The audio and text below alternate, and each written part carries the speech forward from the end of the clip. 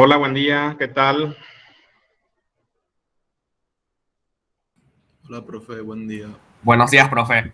Buen día, profe. Voy a tratar de hacer la presentación ahora. Un ratito.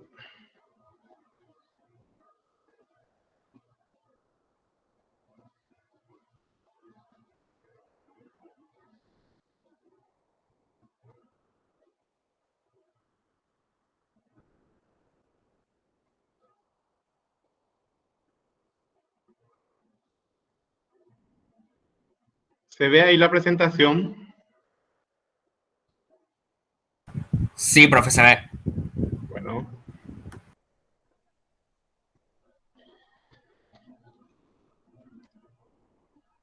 Arrancamos en un minuto mientras se conectan todos. Creo que están ya varios conectados. Enseguida empezamos.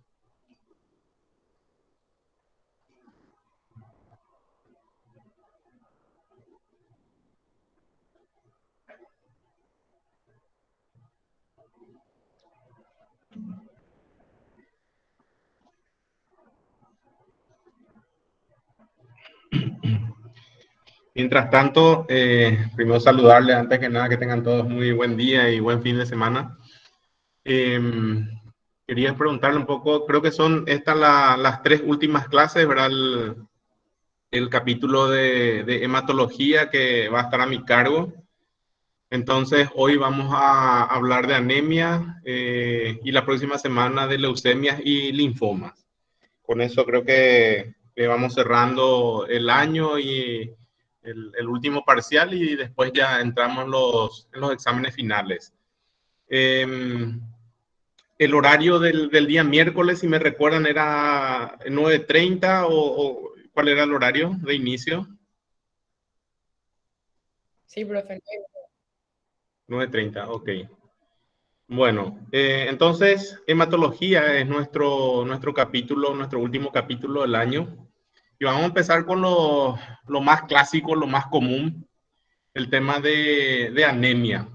Siempre a mí me gusta iniciar con un repaso de fisiología, ¿verdad? Entonces, si hablamos de anemia, ¿de qué podemos hablar de fisiología y de fisiología de los glóbulos rojos? Entonces ahí, como ustedes tienen más fresco eso en la memoria, les voy a pedir que me recuerden un poco a ver qué recuerdan ustedes de la fisiología de los glóbulos rojos. ¿Quién se anima?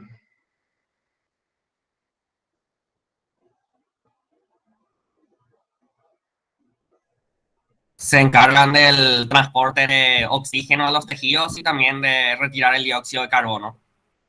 Exacto. Esa es la función de los glóbulos rojos, ¿verdad? El transporte de oxígeno para la periferia y de anhídrido carbónico para hacer los pulmones, ¿verdad? Para el intercambio gaseoso. Básicamente esa, no recuerdo otra función de los glóbulos rojos. Creo que tienen también una función secundaria que es liberación de óxido nítrico para la vasodilatación de los capilares. ¿Recuerdan eso?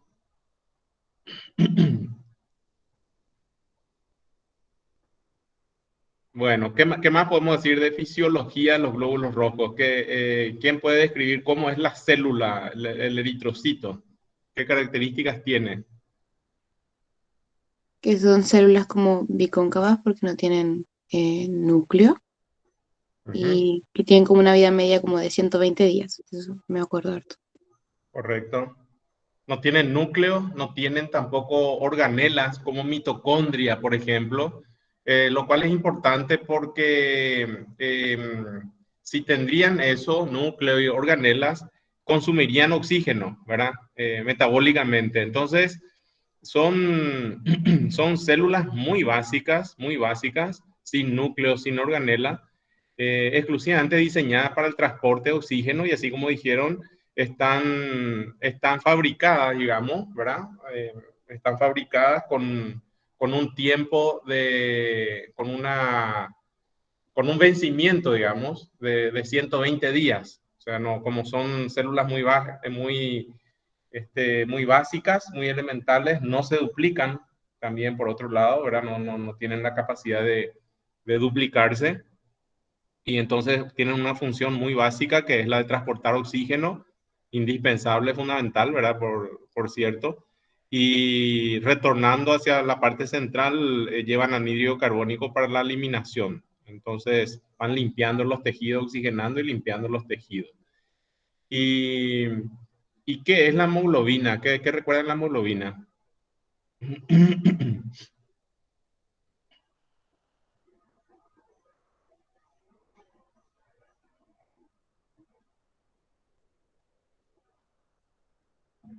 La hemoglobina es la estructura que capta el oxígeno y capta el anhídrido carbónico, ¿verdad? Para el transporte. Y es una estructura que está metida dentro del glóbulo rojo, que está formada por varias moléculas proteicas, ¿verdad? Y unidas a moléculas de hierro que tienen que estar presentes, ¿verdad? Para que se produzca esa unión de la hemoglobina con el oxígeno. Entonces, esas moléculas, o sea, estábamos diciendo de que los glóbulos rojos viven 120 días, aproximadamente 3 meses, ¿verdad? Y sufren un proceso de destrucción, sobre todo en el vaso sanguíneo. Esa es la función del vaso, también en otros tejidos, en el hígado, en la periferia también, en los capilares, ¿verdad? Se van rompiendo y destruyendo los glóbulos rojos viejos. La membrana de los glóbulos rojos son flexibles, ¿verdad? Y se pueden ir adaptando al tamaño de los capilares por donde circulan, ¿verdad? Entonces tienen esa capacidad. Pero esa capacidad de flexibilidad van perdiendo con el correr del tiempo o los días, en el caso de los glóbulos rojos. Y bueno, cuando se acercan a los 120 días, ya pierden esa flexibilidad y se rompen y se destruyen. Y la hemoglobina, esa proteína que está metida dentro de los glóbulos rojos, sufre un proceso metabólico de reciclado, digamos. Va a ser reciclada la hemoglobina y el hierro que contiene la hemoglobina para formar nuevos glóbulos rojos, y que también se forma a partir de la hemoglobina. A ver quién recuerda. ¿La bilis? La bilirrubina, ¿verdad? Hay un proceso de transformación de hemoglobina, del producto M a bilis, ¿verdad? A bilirrubina, que se produce en el hígado, que se secreta por las vías biliares, que se acumula en la vesícula, y que cuando consumimos comidas grasas o frituras, ¿verdad? La vesícula eyecta una cantidad de bilis al intestino para digerir las grasas y que las grasas sean absorbidas, ¿verdad? Entonces hay una reutilización de la hemoglobina y un reciclado, ¿verdad? Bueno, ¿por qué es importante recordar estos procesos fisiológicos? Porque a partir de ahí surgen las patologías, ¿verdad? Lo que nos dijimos de la fisiología, obviamente ustedes saben bien, eso del colegio ya sabemos, ¿verdad? De que el sitio de producción, la fábrica de producción de todas las series hematológicas, las células, ¿verdad? Entre ellas los glóbulos rojos, están en la médula ósea, ¿verdad? Ustedes recuerdan eso, la médula ósea dentro de los huesos, sobre todo los huesos largos, son la fábrica de producción de glóbulos rojos, y que para producirse los glóbulos rojos se necesitan materia prima, ¿verdad? Ya dijimos, una de ellas es el reciclado de la misma hemoglobina para producir nuevos glóbulos rojos. Se necesita de vitamina B12 y de ácido fólico también, ¿verdad? Son vitaminas indispensables para la producción de los glóbulos rojos. Y obviamente, como dijimos, también el hierro. El hierro, que una parte se recicla, digamos, de la destrucción de los glóbulos rojos, pero otra parte tiene que venir de nuestra nutrición, ¿verdad? De nuestra alimentación. Entonces, el hierro es todo un tema, ¿verdad? Porque una de las causas de las anemias es el déficit de hierro. Y el déficit de hierro se puede dar por múltiples factores, o las anemias ferropénicas por múltiples factores. Uno puede ser la falta de consumo o de ingesta del hierro en nuestros nutrientes, ¿verdad? Hay dietas especiales que hacen mucha gente que no contienen hierro y entonces ese es un problema. Y a partir de ahí pueden haber problemas genéticos o, sí, genéticos, metabólicos del hierro, desde la absorción a nivel intestinal del hierro, déficit de factor intrínseco, eh, algunas alteraciones genéticas que imposibilitan la absorción intestinal del hierro, el transporte del hierro por la sangre, ¿verdad? Unido a proteínas, podemos tener problemas ahí de las proteínas de transporte del hierro. Puede haber un problema de entrada del hierro transportado por las proteínas a la médula ósea, ¿verdad? Y bueno, son distintas etapas de la circulación del hierro, donde por alguna cuestión genética, congénita, ¿verdad? Podemos tener problemas con el hierro. Después dijimos que los glóbulos rojos se rompen, se destruyen, ¿verdad? Y entonces hay un proceso fisiológico de destrucción de glóbulos rojos, pero pueden aparecer procesos fisiopatológicos o patológicos de destrucción de glóbulos rojos. Por X motivo, ¿verdad? Por X motivo. Por ejemplo, ya dijimos que en el vaso se destruyen los glóbulos rojos y de repente pueden haber circunstancias donde el vaso está muy agrandado, ¿verdad? Muy agrandado y empiezan a destruirse más precozmente los glóbulos rojos.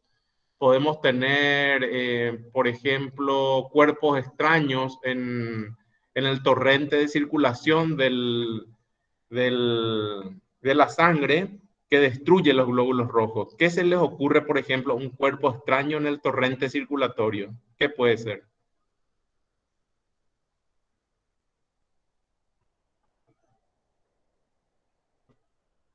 ¿Una bacteria puede ser? No. Cuerpo extraño son, por ejemplo, una prótesis valvular. Las prótesis valvulares cardíacas, ¿verdad? Las válvulas metálicas, las de antes, de los primeros años, ¿verdad? Rompían y producían hemólisis. La rotura y la destrucción, cuando hablamos de eso, de los glóbulos rojos, estamos hablando de un proceso hemolítico, lisis, rotura, ¿verdad? Rotura de los glóbulos rojos, hemólisis. Entonces, una prótesis valvular aórtica, hay una en las tromboembolias venosas profundas, los miembros inferiores, hablamos de o sea, la posibilidad terapéutica de poner una sombrilla dentro de la vena cava para impedir que los coágulos migren hacia los pulmones, ¿verdad? Y entonces esa sombrilla puede producir hemólisis de los glóbulos rojos o cualquier tipo de prótesis vascular. Hoy se usan mucho las prótesis vasculares, incluso se hacen ya arterias de prótesis, ¿verdad? Para hacer puentes protésicos, sobre todo en cirugía vascular periférica, ¿verdad? Eso no tanto a nivel cardíaco, que donde sí los puentes son arteriales de nuestras arterias y de nuestras venas, pero en vascular periférica se utilizan prótesis para el tratamiento de un aneurisma aorta, se utiliza una prótesis aórtica, por ejemplo, y bueno, todas esas prótesis que están en contacto con la sangre pueden producir hemólisis, ¿verdad? Entonces, ahí podemos hablar de un proceso hemolítico mecánico. Pero después hay otras causas de hemólisis. Ahí la compañera habló de infecciones, de bacterias, pero más que bacterias, hay virus que pueden producir hemólisis, ¿verdad? Y no directamente el virus, sino anticuerpos que nuestro cuerpo produce en contra de ciertas bacterias o ciertos virus. Eh, bueno, esos anticuerpos también, lo que no dijimos en fisiología es que la membrana, la superficie membranosa de los glóbulos rojos, está lleno de glicoproteínas que son las que le dan las características del tipo o de tipificación de los glóbulos rojos y un montón de antígenos, el grupo, el factor, etcétera, ¿verdad? Pero son varios, no solamente el 0, el A, el B y el RH positivo o negativo, sino hay otros anticuerpos en la superficie de membrana.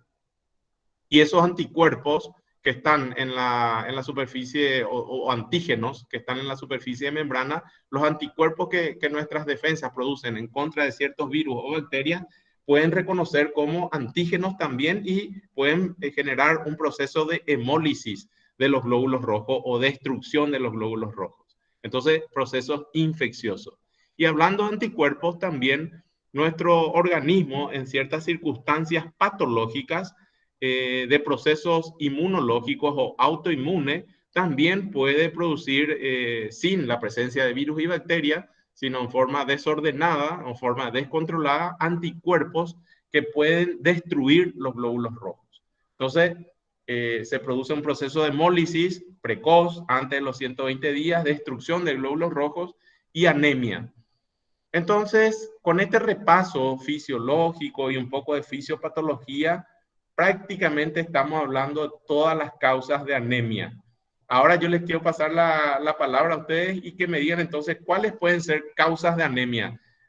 10, 15, 20 causas de anemia, vamos a citar un poquitito.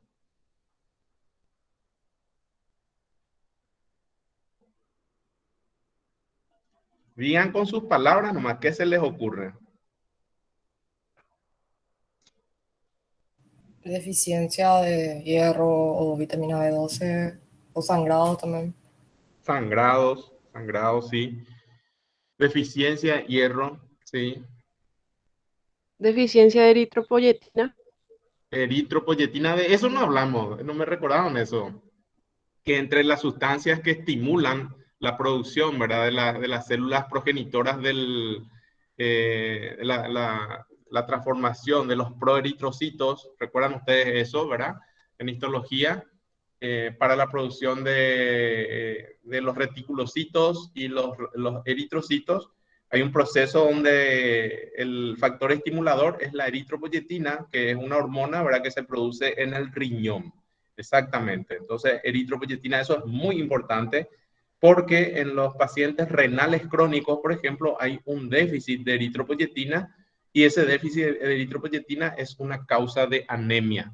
Déficit de hierro, déficit de ácido fólico, déficit de B12, ¿verdad? Entonces, cuando nosotros tenemos un paciente con anemia, tenemos que pensar en 3 procesos que pudieron haber sido la causa de la anemia.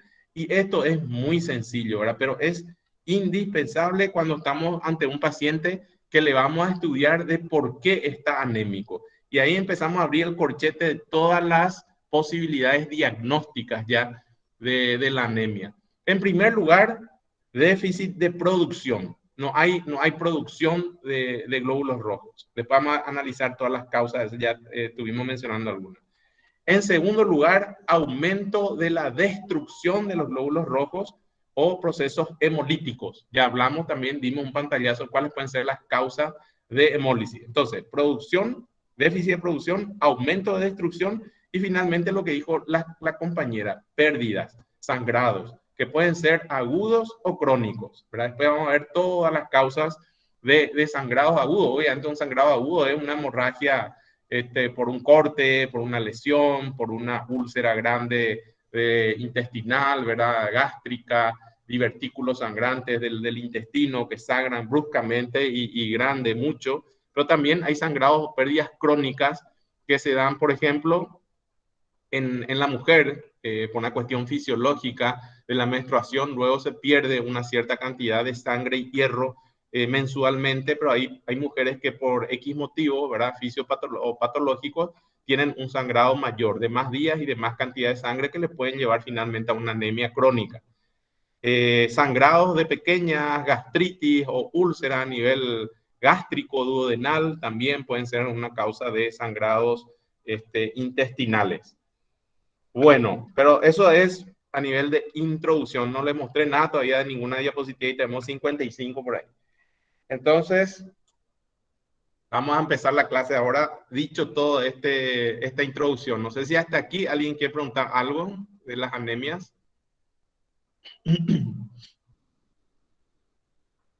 Bueno, los criterios clásicos de la OMS se establecen en límites de 13 gramos por decilitro, estamos hablando de hemoglobina, 13 gramos de hemoglobina por decilitro para varones y 12 gramos por decilitro para mujeres. Y ahí hay una clasificación de los grados de anemia, entonces normal, grado medio, moderada y severa. Hablamos de una anemia severa cuando estamos entre 6.5 y 8 hemoglobina. Entre 8 y 9.5 es moderado, ¿verdad? Esto es importante, sobre todo al momento de definir, por ejemplo, el tema de las transfusiones. ¿A quiénes le vamos a transfundir sangre? A un paciente que está con 10 de hemoglobina, con 9 de hemoglobina, ¿verdad? ¿Qué hoy dicen las guías para la transfusión de sangre? En general, empezamos a considerar la transfusión de sangre a partir de 7.5 gramos por decilitro de hemoglobina, ¿verdad? Salvo que el paciente tenga comorbilidades importantes, como por ejemplo cardiopatía isquémica, antecedentes de infartos, etcétera, ¿verdad? O pacientes renales crónicos, insuficiencia cardíaca, tal vez. En esos pacientes, nuestro objetivo es de tener por lo menos en torno a 10 de hemoglobina, ¿verdad? O sea que si estamos con cifras de 8 o 9, en un paciente con comorbilidad importante, probablemente le transfundiríamos. Pero estos son los niveles y los grados de anemia. Entonces, definiciones, y esto es importante que recuerden, ¿verdad? Estos números: hemoglobina menor de 11 gramos por decilitro en niños menores de 6 años, 12 gramos por decilitro en niños de 6 a 14 años, 12 gramos por decilitro en mujeres, 11 gramos por decilitro en mujeres embarazadas y 13 gramos por decilitro en hombres. Esa es la definición de anemia de la OMS. Por supuesto, esto tienen variaciones. Ustedes saben que, por ejemplo, las personas que viven en las grandes alturas, como por ejemplo la ciudad de La Paz en Bolivia, tienen mayor concentración de hemoglobina, ¿verdad? Por decilitros en la sangre, porque la disponibilidad de oxígeno es menor en las alturas y entonces hay una reacción de nuestro organismo de producir mayor cantidad de glóbulos rojos y hemoglobina. Pero hay situaciones que pueden dar falsa concentración de hemoglobina, como por ejemplo el aumento del volumen plasmático que ocurre en el embarazo o en algunas situaciones de anemias carenciales. Aumento del volumen plasmático que genera hemodilución. Si nosotros a un paciente que viene a la urgencia le ponemos 1 litro de suero por X motivo, la sangre se hemodiluye y las concentraciones de hemoglobina, que inicialmente tenía 17 al ingreso, puede bajar a 14, a 13, o si venían con 12 de hemoglobina, puede irse a 10 de hemoglobina, ¿verdad? Después de haberle pasado 1 litro de suero. Disminución del volumen plasmático, esto puede generar hemoconcentración. A la inversa, si viene el paciente deshidratado, un cuadro diarreico, vómitos, diarrea, deshidratación, los niveles de hemoglobina y hematocrito, sobre todo, van a estar más aumentados. La disminución del volumen plasmático y la volemia eritrocitaria en una hemorragia aguda, neoplasias, también pueden dar falsas concentraciones de hemoglobina. Y ya hablamos algo de los mecanismos de adaptación de la anemia, el estímulo eritropoyético, la eritropoyetina, ¿verdad? Y eso es lo que se da en las alturas. El riñón empieza a producir eritropoyetina, mayores cantidades, y estimula a la médula ósea. Incluso algunos deportistas, en forma prohibida, ¿verdad? Obviamente eso no está permitido, pero sabemos de que hicieron tratamiento con eritropoyetina para aumentar la cantidad de glóbulos rojos, pero no en la altura, sino en el llano, ¿verdad? Para tener mayor capacidad física. Y también, obviamente, si uno va a ir a competir a La Paz, bueno, mucha gente utilizó esta estrategia, ¿verdad? Para ir en mejores condiciones físicas. Mejor aprovechamiento de la hemoglobina disponible, o sea, ustedes saben que hay una curva de asociación del oxígeno con la hemoglobina y digamos eso aumenta, ese porcentaje de saturación de hemoglobina aumenta cuando hay déficit por algún motivo. Hay mayor captación de oxígeno por la hemoglobina. Y adaptación del sistema cardiocirculatorio, ¿verdad? O sea, cuando nosotros tenemos una anemia, y hay déficit de oxígeno por déficit de transporte, nuestro corazón obviamente empieza a bombear más y más rápido, sobre todo más rápido, ¿verdad? Hay un aumento de la frecuencia cardíaca. clasificación. Bueno, hay varias clasificaciones y una lo primero que dijimos luego ya fue de lo que hablamos, ¿verdad? Sí, por la causa. La causa de la anemia fue por problemas de producción, por problemas de aumento de destrucción o por pérdidas por sangrado, ¿verdad? Yo haría esa como la primera clasificación para organizarnos mentalmente en estudiar a un paciente. Después, ya dijo también la compañera, anemias agudas por sangrado agudo, pérdidas agudas o hemólisis aguda, destrucción aguda o pérdidas agudas, y crónicas, anemias agudas y anemias crónicas. Y después hay esta que es muy importante, la clasificación morfológica, que nos va a decir cuál sería la causa de la anemia. Vamos a ver enseguida. Están las anemias normocíticas. Hay un concepto de volumen corpuscular medio del eritrocito. El volumen corpuscular medio es de 80 a 100, ¿verdad? El FL no recuerdo bien ustedes recuerdan de fisiología. Y entonces, normocítica, 80 a 100 de volumen corpuscular medio, macrocítica, grande, mayor a 100, y microcítica, menor a 80. Y de acuerdo a la coloración de los glóbulos rojos, pueden ser hipercrómicos, eso es muy raro, ¿verdad? Normocrómicos o hipocrómicos. Lo más frecuente en una anemia ferroténica, ¿verdad? Déficit de hierro, que generalmente esos son anemias crónicas, ¿verdad? Lo que vamos a tener es una anemia microcítica, tamaño pequeño de los glóbulos rojos, e hipocrómicas, ¿verdad? Con coloración pálida, digamos, ¿verdad? No coloreada. Entonces, microcíticas, hipocrómicas. ¿Por qué el déficit de hierro? Cuando estamos ante una anemia con déficit de hierro, hablamos de un proceso crónico. Porque para llegar a un déficit de hierro, ustedes saben que nuestras reservas de hierro, sobre todo a nivel del hígado, son muy, muy altas, ¿verdad? Entonces, para llegar a un proceso de anemización por déficit de hierro, tiene que darse un tiempo importante de semanas o meses para consumir todas nuestras reservas de hierro. Y recién ahí, cuando ya una vez consumida toda nuestra reserva de hierro, se da el proceso de producción disminuida y con estas características de los glóbulos rojos. O sea que no es un proceso rápido, sino que es un proceso lento por consumo de todos nuestros depósitos de hierro. Y a la inversa, cuando nosotros tratamos con hierro a un paciente que está con una anemia ferropénica, tenemos que considerar que también tenemos que hacer primero recomponer o restituir todo esas reservas de hierro, ¿verdad? Que normalmente o fisiológicamente tiene o dispone nuestro organismo, y administrarla en forma prolongada, ¿verdad? Suplementos férricos, ya sea por vía oral o por vía endovenosa. Esta es otra forma de evaluación. ¿Cómo vamos a evaluar una anemia? Por el recuento de reticulocitos. ¿Se acuerdan ustedes? Yo les decía que van pasando de proeritrocito, no recuerdo todos los pasos, pero en el primer paso de los proeritrocitos, que recuerdan ustedes, están en la médula ósea y son células nucleadas, van transformándose hasta reticulocitos.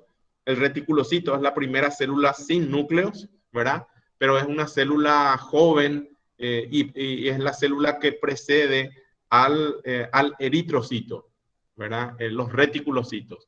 Esos reticulocitos incluso llegan a salir a la sangre en un porcentaje. O sea, nosotros hacemos un frotis de sangre periférica y vamos a encontrar 1% de reticulocitos, por ejemplo, ¿verdad? O 2.5% de reticulocitos es normal. Ahora, si nosotros estamos ante un paciente con anemia, ¿verdad? Con anemia, y hacemos el recuento de reticulocitos, es muy importante para ver si el problema está en la pérdida de sangre o en la producción de glóbulos rojos. Entonces, si el problema está en la producción, de los glóbulos rojos en la médula, dentro de la médula, ahí hay un problema por algún motivo, producción de glóbulos rojos. ¿Qué va a pasar con los reticulocitos? Van a estar bajos, disminuidos, 2.5.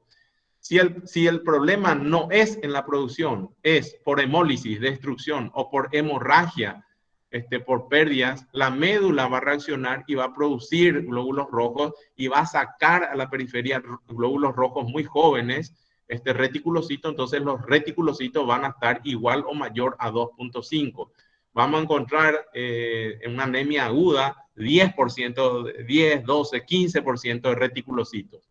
Entonces, esta evaluación de reticulocitos en sangre es muy importante ya para ir teniendo una idea de dónde está nuestro problema de déficit o de anemia. Producción de médula ósea, glóbulos rojos, reticulocitos bajos. Destrucción periférica o pérdida por sangrado, reticulocitos altos. ¿Se entiende hasta aquí?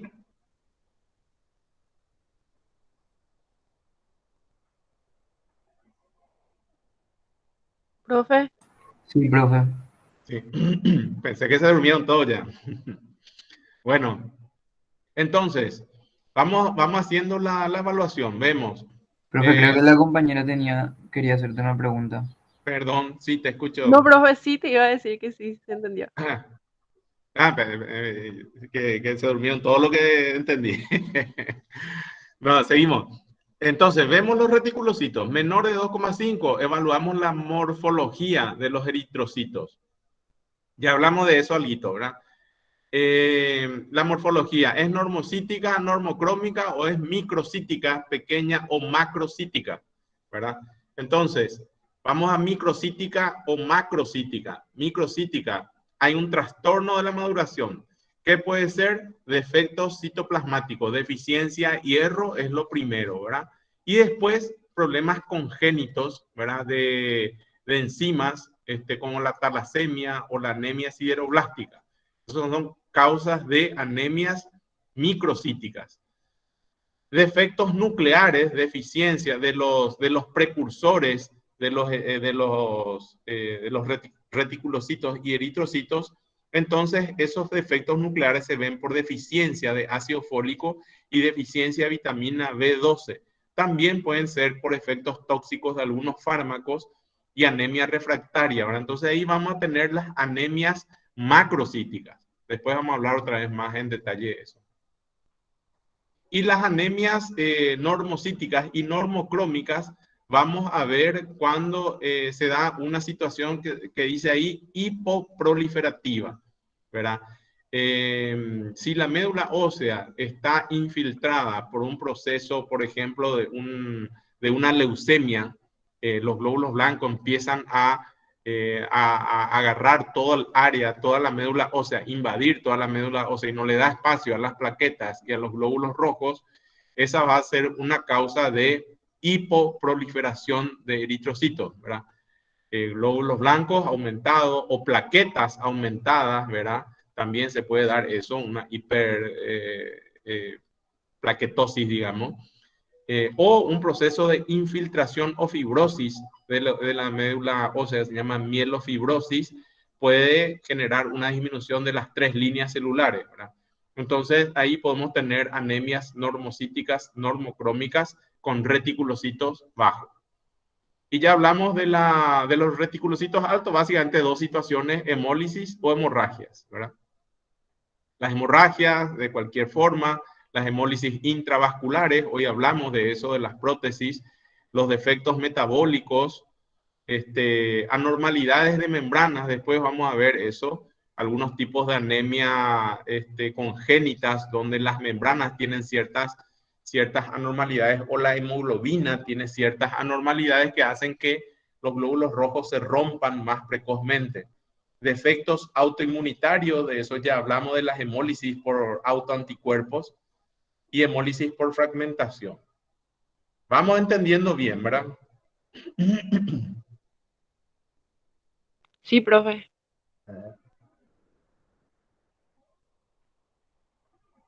Bueno, seguimos entonces.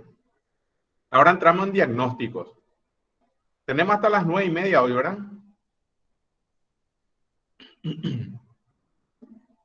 Sí, profe, 9:30. Dale. Diagnóstico. El diagnóstico de la anemia es fácil, es cantado, ¿verdad? Se le nota a un familiar, a una persona que le vemos habitualmente cuando se pone pálido, ¿verdad? Y bueno, que está anémico, pero tenemos que hacer un proceso de anamnesis y exploración física. En adultos jóvenes, la forma más frecuente es la que se presenta en mujeres como consecuencia de la menstruación y va a generar una anemia ferropénica, ¿verdad? ¿Por qué? Y porque el mismo sangrado, con el mismo sangrado se van perdiendo hierro, ¿verdad? Con los glóbulos rojos. Las reservas de hierro se van a ir consumiendo todas hasta que en algún momento dado ya no va a haber reservas de hierro y bueno, aparecerá la anemia, ¿verdad? Anemia ferropénica. De hecho, las mujeres, como veíamos en la definición de anemia, tienen per se, ¿verdad? Unos niveles de hemoglobina menor que el varón, 12.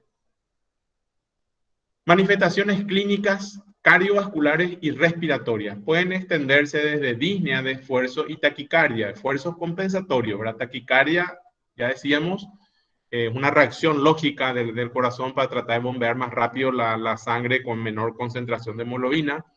Y la disnea de esfuerzo, obviamente, un paciente con niveles de hemoglobina baja, de anemia, se cansa, camina, sube una escalera y se agita fácilmente, disnea. Hipotensión postural, al levantarse bruscamente de estar acostado o estar sentado y se para bruscamente, baja la presión más de 10 milímetros de mercurio en menos de 6 minutos. ¿Verdad? Esa es la definición de hipotensión postural. Cambio para abajo de la presión arterial de 10 milímetros de mercurio en un plazo no mayor a entre 3 a 6 minutos al hacer o al realizar el cambio de posición, de acostado o sentado a parado. Infarto de miocardio puede darse, por eso hoy les hablaba de que cuando un paciente, por ejemplo, tiene antecedentes de una cardiopatía isquémica severa, un diabético con enfermedad de múltiples vasos, ¿verdad? Es conveniente mantener por lo menos niveles de hemoglobina de 10 o más. Claudicación, recuerden ustedes la claudicación intermitente, no sé si eso ya tocaron con algunos de los profes, los pacientes con aterosclerosis vasculares periféricas, con arterias de los miembros inferiores dañadas por procesos de aterosclerosis y obstructivos, al caminar hacen lo que se llama claudicación intermitente, un dolor intenso en la pantorrilla, a nivel de la pantorrilla, camina 2-3 cuadras y el paciente tiene que quedarse un tiempo, descansar hasta que se recupera y vuelve a caminar. Por eso es intermitente, claudicación intermitente. El año que viene, cuando vean semiología, antes, verán los libros de semiología de antes, describían a estas personas como los miradores de vidrieras, ¿verdad? En algunas ciudades, por ejemplo, Buenos Aires, por ejemplo, o Asunción misma en el centro, están llenos de negocios con vidrieras donde la gente camina por la vereda y va mirando los negocios, las vidrieras, las ofertas que hay en los negocios, ¿verdad? Entonces, miradores de vidrieras le describen a estos pacientes porque esas personas se quedan un rato a mirar las vidrieras, lo que se expone en las mercaderías expuestas y las ofertas, pero en pos de hacer ese descanso para que se recuperen de la claudicación intermitente. Miradores de vidriera, entonces. Edema, soplos, en el corazón pueden aparecer soplos, cuadros sincopales, ¿verdad? Pacientes, sobre todo en personas que tienen una anemia aguda, una pérdida muy, muy brusca de hemoglobina, baja mucho la hemoglobina.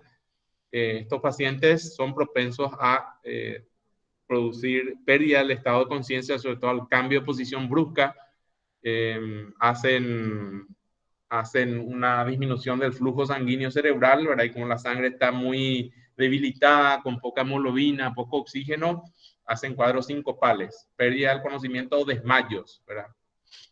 Entonces, síncope. Le decía en casos de anemias agudas. ¿Por qué digo esto? Porque los pacientes que hacen las anemias crónicas, el tiempo hace que nuestro organismo se vaya compensando. Por ejemplo, una paciente o un paciente que tuvo una hemorragia y tuvo un descenso de hemoglobina importante, 4 o 5 puntos de hemoglobina, bajó la sangre, ese paciente va a tener taquicardia, su frecuencia cardíaca mínimo va a estar 100, 110, 115 latidos por minuto. Sin embargo, un paciente que tiene un sangrado, una pérdida crónica o una producción disminuida crónica de sangre, ejemplo, un paciente renal crónico que tiene déficit de eritropoyetina y maneja cifras de 8, 7.5, 8, 9 hemoglobina, ese paciente no va a tener taquicardia, su frecuencia cardíaca va a estar en 70, 75 latidos por minuto. O sea, son diferencias clínicas que nos van diciendo si la anemia es aguda o crónica. Pero entonces, crónica, no está taquicárdico, está tranquilo, tolera su anemia el paciente y bueno, eso ya nos está diciendo de que el proceso es crónico. Dilatación cardíaca está casi siempre presente en pacientes politransfundidos, puede darse eso. A nivel neurológico, ¿qué le pasa a un paciente con anemia a nivel dolor de cabeza, cefalea? Puede tener acúfenos, esos zumbidos del oído, los zumbidos. Pueden tener vértigo, mareo, se marean, pérdida de la concentración, astenia, fatiga, cansancio, menor tolerancia al frío. Y algunos síntomas neurológicos son específicos de la anemia por deficiencia de vitamina B12. Aparte de la anemia, empiezan a aparecer parestesia, sensación de hormigueo en los dedos de la mano y los pies, junto con alteración en la sensibilidad vibratoria y propioceptiva, ¿verdad? Las sensibilidades profundas que nos dan, por ejemplo, la señal de que estamos pisando algo, ¿verdad? Esa es la sensibilidad propioceptiva. Progresando si no se trata de una ataxia espástica. El paciente tiene dificultades para mantenerse parado, para mantener sobre todo la coordinación de los movimientos. A eso se refiere ataxia. No hay coordinación con los movimientos de traslado o los movimientos de grupos musculares para mover las manos, las piernas, el tronco, ¿verdad? Y empieza un proceso de desmielinización de los cordones laterales y dorsales de la médula espinal. O sea, son cuadros neurológicos bastante delicados que se pueden presentar por déficit de vitamina B12 o complejo B, vitamínico B. A nivel de piel, cutáneo, mucosa y fáneras, es típica la palidez. Decíamos recién, ¿verdad? Lo primero de que uno se percata, la palidez de piel y mucosas. La piel y mucosa tienen un alto requerimiento de hierro debido al alto recambio y crecimiento. Glositis a nivel de la lengua local se caracteriza por una lengua enrojecida, lisa, brillante y dolorosa debido al adelgazamiento del epitelio. Eso aparece con la anemia, ¿verdad? Glositis. Estomatitis angular o rágades, le dicen, ¿verdad? Son pequeñas llaguitas que se presentan sobre todo a nivel de la comisura de los labios. Atrofia gástrica y también piel seca, uñas frágiles y caída del cabello. Todo esto podemos ver en un paciente con anemia. Ahí vemos, por ejemplo, deficiencia del ácido fólico, como está la lengua, cuadriculada, digamos, y con una superficie muy lisa. La deficiencia de hierro y las llagas ahí que ven en la comisura labial. Las llagas sí, o estomatitis. A nivel gastrointestinal aparece anorexia, o sea, anorexia es la falta de apetito, no quiere comer, no se quiere, o le cae pesada la comida, náuseas, estreñimientos o diarrea. Y es increíble ese tema gastrointestinal, sobre todo yo le voy a comentar, ¿verdad? Una vez estuve hace 2 o 3 años en La Paz y es todo un tema, el tema de la alimentación ahí en la altura, ¿verdad? Uno come poco, no tiene apetito, si comes mucho te cae muy pesado, la digestión es muy lenta y sobre todo si uno cena y a la noche, ¿verdad? A la noche uno se siente muy mal después de una cena, no digo luego copiosa, sino una cena que normalmente nosotros hacemos acá en el llano, allá uno no tolera y a las 2, las 3 de la mañana se despierta con una sensación de asfixia o falta de aire, tiene que sentarse, abrir las ventanas. Eso me pasó personalmente, entonces les comento que esto se siente, eso es lo mismo que estar con anemia, ¿verdad? La atrofia gástrica también está presente en la anemia perniciosa, por ejemplo, después vamos a hablar de eso. En caso de coexistir la glositis, ya hablamos de lo que era la glositis, úlcera o inflamación de la boca, disfagia y déficit de hierro, estaremos ante el llamado síndrome de Plummer-Vinson. No sé si ese síndrome ustedes habrán visto ya en fisiopatología o en histología, ¿verdad? En pacientes con talasemia, que es una enfermedad de las hemoglobinas, alteración de la hemoglobina congénita, ¿verdad? En esos pacientes donde se produce un aumento de destrucción de los glóbulos rojos, se genera una hepatoesplenomegalia, agrandamiento del hígado y del vaso, por una hematopoiesis extramedular también, ¿verdad? Que la hematopoiesis, cuando hay problemas de anemias crónicas, también trata o intentan de producirse en el vaso y en el hígado. Las anemias hemolíticas inmunes y no inmunes, vieron cómo ahí ya clasifican las hemólisis inmunes, ¿verdad? Y no inmunes. Las no inmunes serían, por ejemplo, las de causa, ¿cómo es que le dije hoy? Mecánicas, de causas mecánicas. Pueden presentar litiasis vesicular por cálculos de bilirrubinato cálcico, ¿verdad? Aumento de bilirrubina, aumento de los depósitos en la vesícula, y entonces pueden ir apareciendo piedras en la vesícula biliar. Entonces son todas estas manifestaciones gastrointestinales de los procesos anémicos. A nivel genitourinario, se puede presentar amenorrea, pérdida de la libido, impotencia. Otros dicen un síntoma peculiar y típico de la deficiencia de hierro severa es la pica coiloniquia. Coiloniquia, no sé si acá es un problema de las uñas, uñas frágiles, que en vez de tener la característica forma, digamos, cóncava, como tenemos todos, ¿verdad? Las uñas se invierte la concavidad, ¿verdad? Y se forma en convexa, ¿verdad? Y son frágiles. En forma de cuchara, digamos, ¿verdad? Se vuelven las uñas. También en caso de anemia ferropénica veremos escleróticas azules. Ante anormalidades óseas, pensar en talasemias como resultado de una expansión o hipertrofia medular. Ya les dije que las talasemias son problemas de la hemoglobina, dismorfas o amorfas, ¿verdad? Que se producen, causan anemia, ¿verdad? Por destrucción acelerada o precoz de los glóbulos rojos.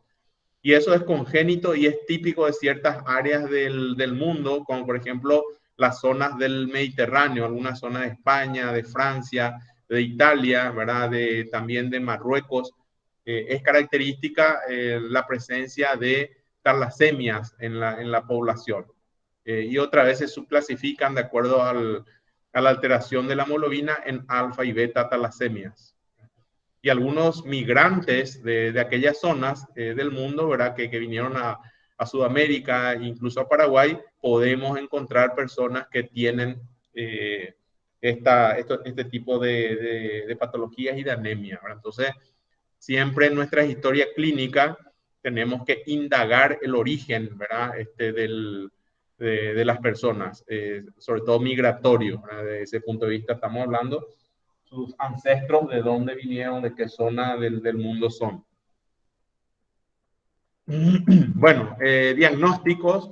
Para el diagnóstico, los métodos de laboratorio en el diagnóstico de la anemia es fundamental. Ya hablamos del recuento de los glóbulos rojos, de los eritrocitos, de la hemoglobina, el dosaje de la hemoglobina en un hemograma. Ustedes saben que ahí nos informan los niveles de hemoglobina, del hematocrito y del recuento de los reticulocitos. Eso es la hematimetría completa en un hemograma, ¿verdad? Un hemograma simple. Nos viene entonces el valor de la hemoglobina, el valor del hematocrito y el valor de la cantidad de glóbulos rojos en millones por decilitros, ¿verdad? Que normalmente oscila entre 4,5 millones a 5,400,000 son los números, valores normales. Pero más utilizamos los niveles de hemoglobina y hematocrito para evaluar y clasificar las anemias. Después ya hablamos del tamaño, el índice eritrocitario, volumen corpuscular medio, decíamos por debajo 80 microcítica, 80 a 100 normocítica y más de 100 macrocítica. Sobre todo eso es lo que utilizamos ahí de los índices eritrocitarios, el volumen corpuscular, la cantidad de hemoglobina. Los otros datos, hemoglobina corpuscular media, concentración media, hemoglobina corpuscular, ya son menos utilizados. Los índices leucocitarios, obviamente, en el caso de una leucemia, eso van a estar disparados. También el recuento plaquetario es importante para ir viendo qué está pasando en nuestra sangre.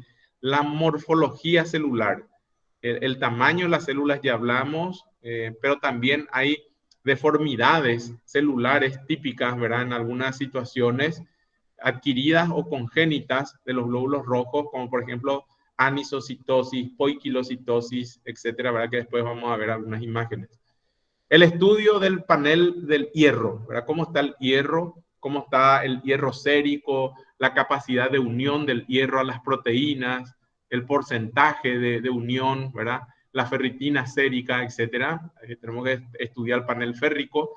Y finalmente el examen medular, la médula ósea. A veces tenemos que recurrir a un aspirado de médula ósea para estudiar qué está pasando en la médula ósea, si hay alguna infiltración, si hay un proceso de fibrosis, etcétera, ¿verdad? O la biopsia ósea. Una cosa es aspirar la médula, sacar líquido de la médula ósea, y otra cosa es entrar con un trocar, una aguja más gruesa, y sacar un fragmento óseo para estudiar en anatomía patológica eso. Bueno, esto ya hablamos, la serie roja, cantidad de glóbulos rojos, hemoglobina, hematocrito, etcétera. Los índices, cómo se calculan los índices eritrocitarios, ¿verdad? Esto es matemática, le interesa más a los hematólogos. Y acá van ya, digamos, orientándonos de acuerdo al tamaño, al volumen corpuscular medio, menor de 80, entre 80 y 99 y mayor a 100, las probables causas de la anemia. Por ejemplo, microcíticas, las ferropénicas, ya hablamos de eso desde el comienzo, déficit de hierro. Las talasemias se van a presentar como una anemia microcítica. Las anemias de enfermedad crónica también, ¿verdad? La insuficiencia renal crónica, los procesos oncológicos, los procesos reumatológicos, ¿verdad? Todos esos procesos crónicos, enfermedades crónicas, van a cursar con anemias microcíticas. Y recuerden, pues esto es típico, el profesor Solano, no sé si está ahí conectado, siempre pregunta esto en los exámenes, ¿verdad? Volumen corpuscular medio menos 80, ¿cuáles son las posibilidades? Y ahí le van a salir ahí. Bueno, entre 80 y 99, pérdidas agudas, ¿verdad? Normocíticas, algunas enfermedades crónicas, incluso falla hepática, drepanocitosis.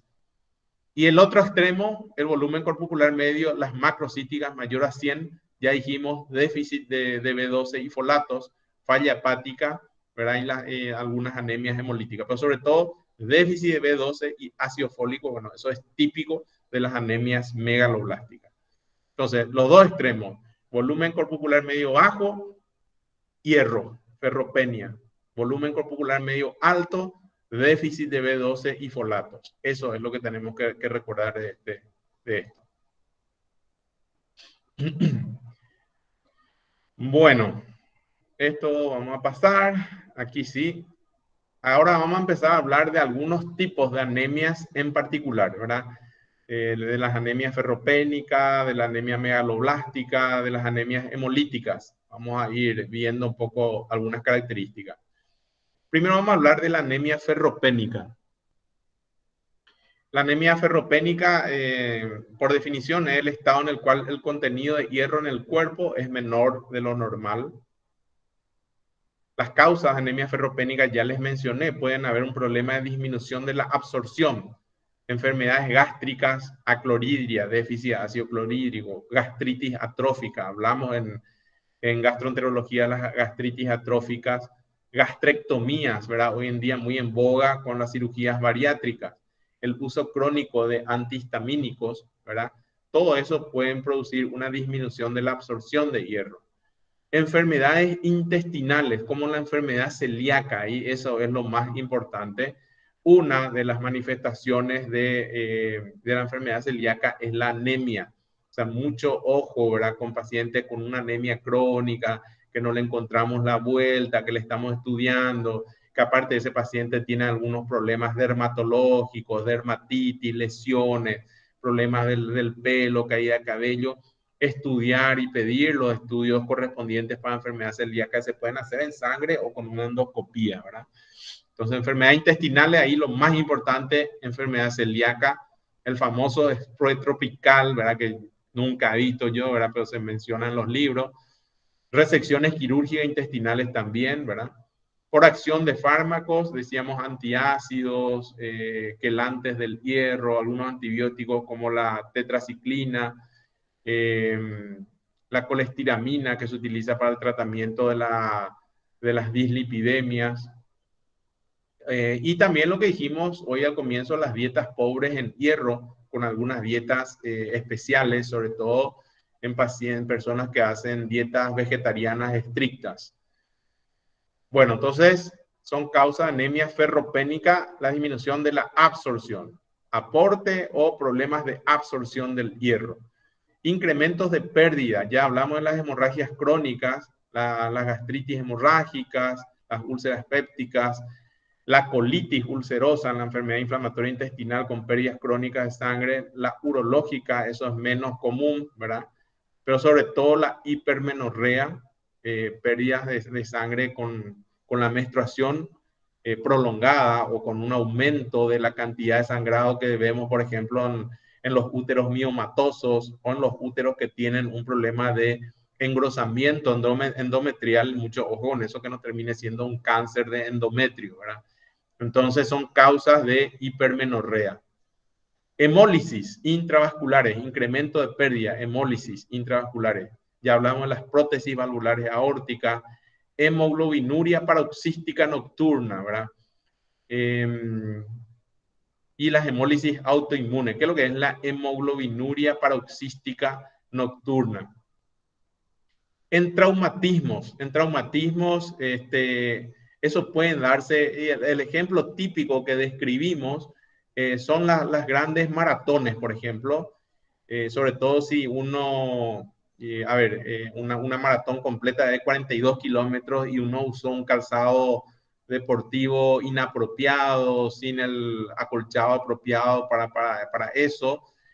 Se produce un traumatismo plantar, ¿verdad? Repetitivo, reiterativo con cada paso que damos en el trote.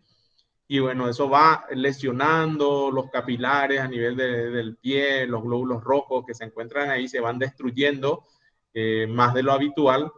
Y bueno, la hemoglobina finalmente va a ser eliminada por la orina a la noche, ¿verdad? Hemoglobinuria paroxística nocturna y hemólisis intravascular, ¿verdad? Por traumática.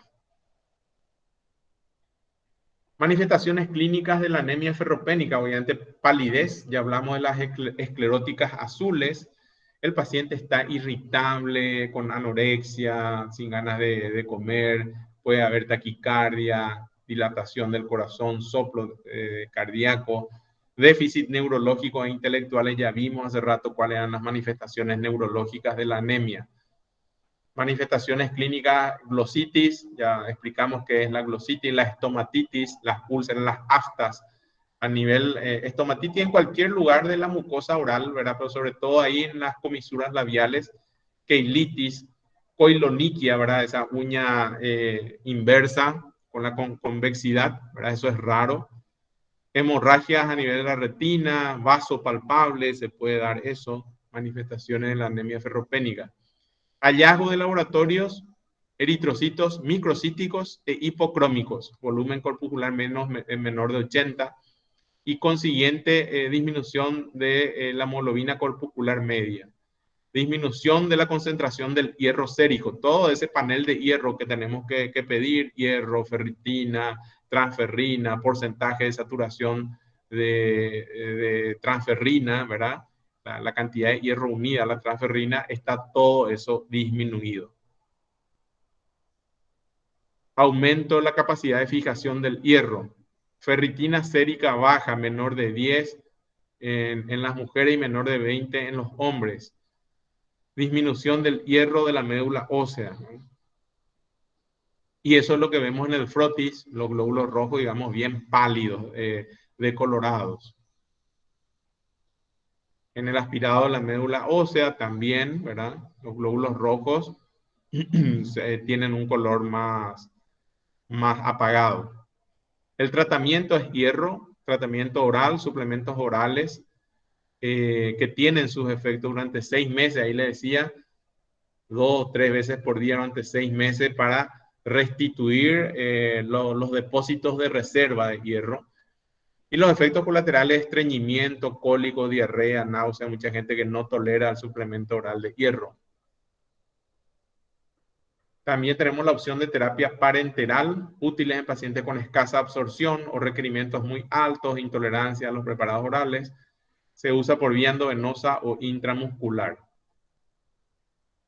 No quiero hablarles mucho de las presentaciones de los farmacológicas, pero hay distintas, con distintos niveles. Terminamos ahí entonces las anemias ferropénicas y vamos a las anemias megaloblásticas. Son desórdenes causados por alteración en la síntesis del ADN de los precursores de los eritrocitos y los reticulocitos, caracterizados por la presencia de células megaloblásticas.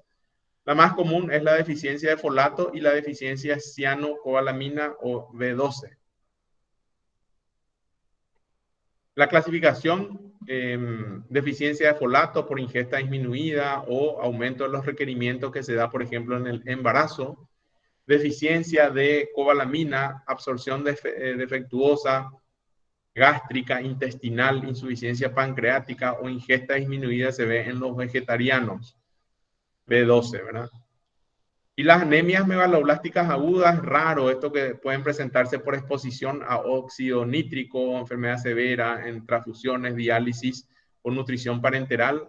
Por ahí puede darse también situaciones de anemia megaloblástica.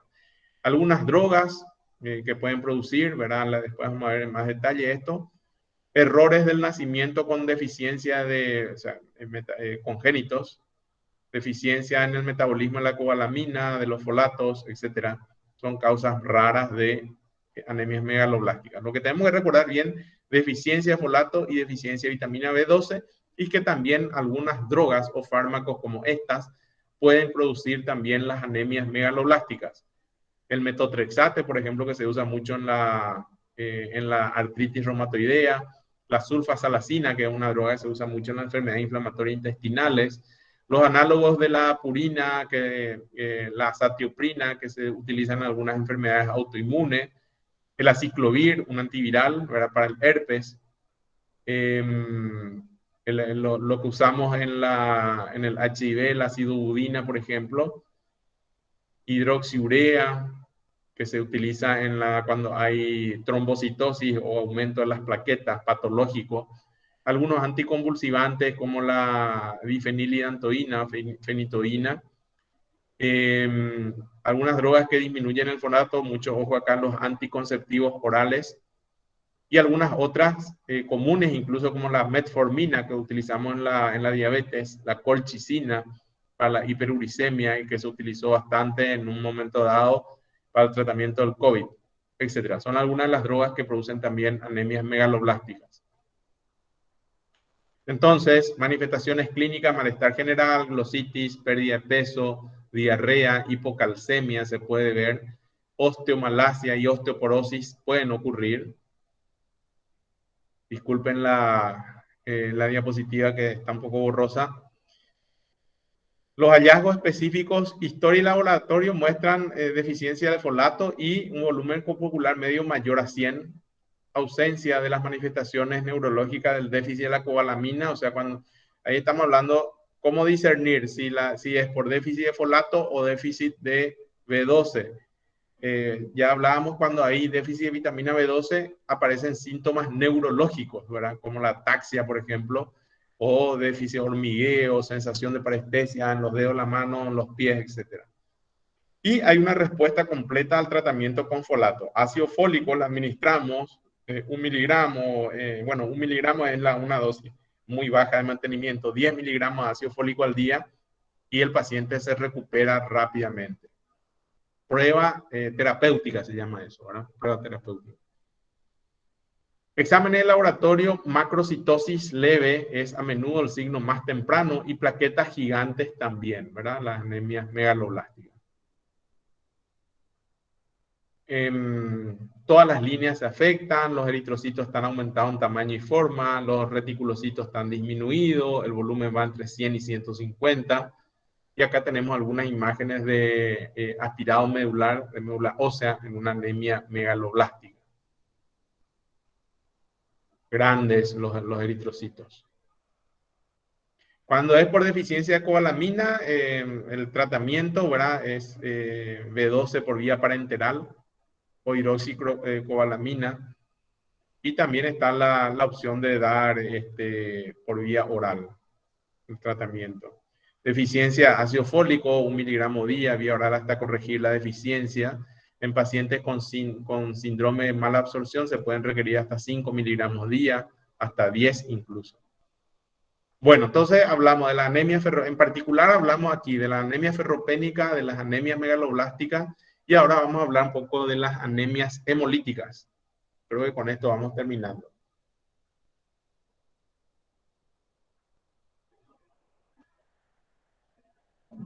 Un ratito y seguimos. Bueno, las anemias hemolíticas se dan por defecto en la forma de los glóbulos rojos, formas anormales como la eferocitosis, eliptosis, anomalías de la membrana, ¿verdad? La membrana, una anomalía congénita que hace que las formas de los glóbulos rojos tengan formas o tengan otras formas de esfera, se llaman eferocitosis, ¿verdad? No son bicóncavos la superficie, por defectos estructurales o metabólicos del glóbulo rojo, de enzimas y de hemoglobinas. Defectos de la hemoglobina, por ejemplo, son las talasemias. Secundarias a alteraciones del medio que rodea a los hematíes, las anemias autoinmunes, la eritroblastosis fetal, causas mecánicas, ya hablamos mucho, agentes tóxicos, no solamente las infecciones, nos olvidamos de decir algunos venenos o algunas sustancias pueden producir hemólisis. Hemoglobinopatías, ya dijimos. Entonces, clasificación de las anemias hemolíticas intracorpusculares. Dentro de los glóbulos rojos, ¿qué pueden haber? Alteraciones intrínsecas de las hematíes hereditarias, defectos enzimáticos y defectos de la hemoglobina, ¿verdad? Y dos, alteraciones de la membrana, ¿verdad? La forma, eferocitosis hereditaria, ya hablamos de la hemoglobinuria paroxística nocturna adquirida que genera hemólisis, eritrocitos especulados, o sea, la forma de la alteración de la membrana o alteraciones enzimáticas y de las hemoglobinas pueden ser causas de hemólisis precoz, de rotura precoz de los glóbulos rojos, ¿sí? Y los extracorpusculares son los factores extrínsecos que pueden producir rotura de glóbulos rojos aumentada. Por ejemplo, un hiperesplenismo, eso le decía, un vaso muy grande, puede producir, digamos, un aumento de destrucción de los glóbulos rojos, anticuerpos, hemólisis inmunitaria, las hemólisis microangiopáticas por lesiones vasculares, de capilares, también, ¿verdad? Infecciones, toxinas, etcétera, pueden ser causas extracorpusculares de hemólisis. Entonces, las hemólisis dividimos en dos grandes grupos, intracorpusculares y extracorpusculares. Las intracorpusculares, entonces, defectos enzimáticos y hemoglobinopatías. Y las alteraciones de las membranas, las formas, la eferocitosis, etcétera, ¿verdad? Intracorpusulares. Y las extracorpusculares ya hablamos de los anticuerpos, de las causas mecánicas, del aumento del tamaño del vaso, etcétera, ¿verdad? Son causas de anemias hemolíticas. Algunas de las causas de anemia hemolítica son entonces infecciones, medicamentos, trastornos autoinmunitarios, trastornos hereditarios, las membranas, las hemoglobinas, etc. Un segundito, si me permiten, para contestar un poco más. Gilberto, ¿te puedo llamar enseguida? Estoy dando clase.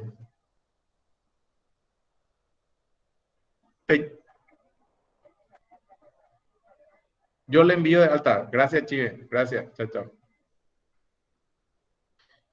Perdón. Entonces, algunas de las causas de anemia hemolítica ya vimos. Los síntomas: escalofrío, fatiga, palidez, dificultad respiratoria, frecuencia cardíaca rápida, ictericia, ¿verdad? Acá está lo que hablábamos hoy al comienzo de qué pasa con la hemoglobina, ¿verdad? Que una parte se recicla para la producción de glóbulos rojos, pero otra parte va para la producción de la bilirrubina, ¿verdad? Entonces, un aumento de la destrucción de los glóbulos rojos puede producir aumento de la bilirrubina en el laboratorio, en el análisis laboratorial, y posteriormente manifestarse clínicamente eso con ictericia, coloración amarillenta de piel y mucosa. Y como el vaso es el cementerio de los glóbulos rojos, digamos, eso también puede producir un agrandamiento del vaso o esplenomegalia, ¿verdad? Son manifestaciones clínicas de las anemias hemolíticas. En el laboratorio encontramos entonces niveles elevados de bilirrubina indirecta, aptoglobina sérica baja, hemoglobina en la orina, porque hay un aumento de hemoglobina en sangre y se produce la hemoglobinuria, hemosiderina en la orina, aumento de los niveles de hierro en la orina también, ¿verdad? Que se van desechando, aumento del urobilinógeno urinario y fecal, y el conteo de reticulocitos absoluto está elevado, ¿verdad? El conteo de glóbulos rojos y hemoglobina están bajos. Bueno, es un problema de producción, es un problema de destrucción. Entonces, reticulocitos elevados. El tratamiento depende del tipo y la causa de anemia hemolítica. Se puede usar ácido fólico, suplementos de hierro, corticoides si es inmunológica. Es posible que en caso de emergencia se necesiten transfusiones sanguíneas, pero mucho cuidado con esto porque nosotros, es como se dice, tirar leña al fuego. Las transfusiones me refiero, ¿verdad?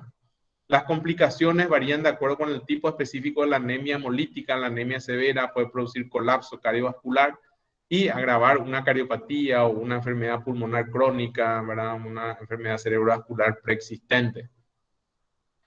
Y ahí terminamos, hablamos de las principales causas o tipos de anemia, ¿verdad? En esta parte final, las ferropénicas, las megaloblásticas y las anemias hemolíticas. ¿Algún comentario de algún compañero o alguna pregunta que quieran hacer? Con mucho gusto. ¿Están todos ahí o se durmieron todos? Prefiero una pregunta. Sí. ¿Por qué dar transfusión de sangre es ponerle más leña al fuego? Me refería a las anemias hemolíticas, ¿verdad? Porque puede generar mayor destrucción, mayor hemólisis a nivel vascular y empeorar la situación clínica general, eso, ¿verdad? Supongamos que la causa de la anemia hemolítica sea un proceso autoinmune, o sea, anticuerpos que están destruyendo por alguna enfermedad, un lupus o una artritis reumatoidea que de repente se manifiesta con hemólisis, ¿verdad? Entonces, si está activa la enfermedad inmunológica y nosotros le transfundimos en ese momento al paciente, el proceso de destrucción va a ser masivo y eso puede presentar manifestaciones clínicas sistémicas mayores.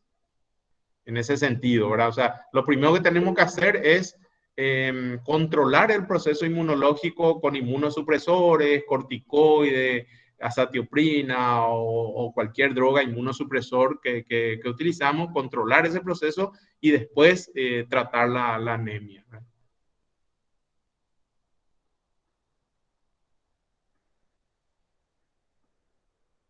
Entonces, lo que yo le decía hoy al comienzo de la clase me parece muy importante volver a repetir. Parece complejo, parece difícil, pero si nosotros tenemos nuestra estructura mental de un paciente con anemia, pensar en tres posibilidades. ¿Qué pasa? ¿Qué está pasando? Problema de producción, problema de destrucción o pérdidas por sangrado. Son las tres posibilidades que nosotros tenemos que empezar a analizar cuando estamos con un paciente con anemia, ¿verdad? Y ahí empieza el interrogatorio y la historia clínica. El paciente tuvo una hemorragia, el paciente es una paciente joven, en edad fértil, con una menstruación muy importante, tiene antecedentes de úlceras gástricas o gastritis por consumo antiinflamatorio, el paciente, ¿verdad? O tiene melena, tiene heces negruzcas, ¿verdad? Interrogatorio. Vamos interrogando al paciente. ¿Es un paciente con alguna enfermedad autoinmune? ¿El paciente está ictérico? El paciente es un vegetariano o una vegetariana que no consume carne roja, ¿verdad? Que sus consumos de hierro son menores. Entonces la historia clínica nos va ya orientando hacia dónde tenemos que ir, producción, destrucción o sangrados, ¿verdad? Y después, lógicamente, vamos viendo con el laboratorio qué nos dice el laboratorio. Primero, obviamente, los niveles de anemia, ver si es una anemia leve, moderada o grave. Después vamos viendo el tamaño de los glóbulos rojos y la coloración de los glóbulos rojos, si es microcítica, hipocrómica, por un lado si es normocítica o si es megaloblástica, y con eso prácticamente nosotros vamos cerrando el diagnóstico de nuestra anemia. Si el problema está en la producción y no tenemos problema de eritropoyetina, no tenemos problema de hierro, no tenemos problema de ácido fólico, probablemente estamos ante un proceso de problema dentro de la médula ósea, que puede ser una mielofibrosis, ¿verdad? O puede ser un proceso de leucemia o linfoma infiltrativo de la médula ósea. Entonces tenemos que hacer un aspirado de la médula ósea y estudiar ahí la causa de la anemia.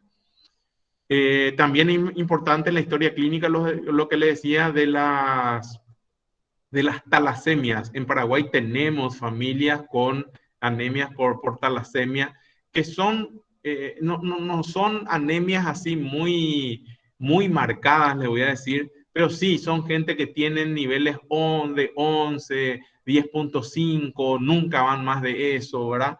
Y entonces, obviamente tenemos los antecedentes familiares que vienen de la zona del Mediterráneo, les enviamos al hematólogo, le hacen los estudios correspondientes y llegan al diagnóstico de las talasemias, que dentro de las anemias congénitas o por alteraciones genéticas, de las que yo recuerde y que haya visto acá en Paraguay, son las que vi, ¿verdad?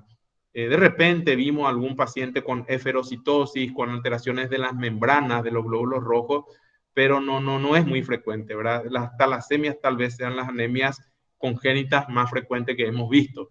Y después las anemias de enfermedades crónicas son muy comunes, sobre todo en la insuficiencia renal crónica, déficit de eritropoyetina y también déficit de hierro en las insuficiencias renales crónicas, pero los procesos oncológicos, los cánceres en general, producen anemias crónicas, microcíticas, hipocrómicas, cualquier tipo de cáncer, cáncer de colon ni hablar, ¿verdad? Donde hay pérdidas sanguíneas también, cáncer de pulmón, cáncer de páncreas, mielomas, cualquier tipo de cáncer vamos a encontrar una anemia crónica.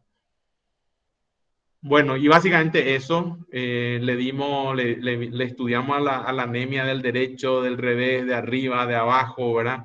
Hicimos una mezcolanza de todo, de manera a que ustedes sepan un poquitito cómo es el tema, pero básicamente parecía difícil, pero finalmente uno, si se estructura mentalmente esta forma que estamos hablando con esta parte de conclusión, finalmente resulta fácil estudiar a un paciente con anemia, ¿verdad? Pero tenemos que ser sistemáticos en nuestro pensamiento, en nuestro interrogatorio y en la forma en que le vamos a estudiar desde el punto de vista laboratorial y en métodos auxiliares a un paciente con anemia.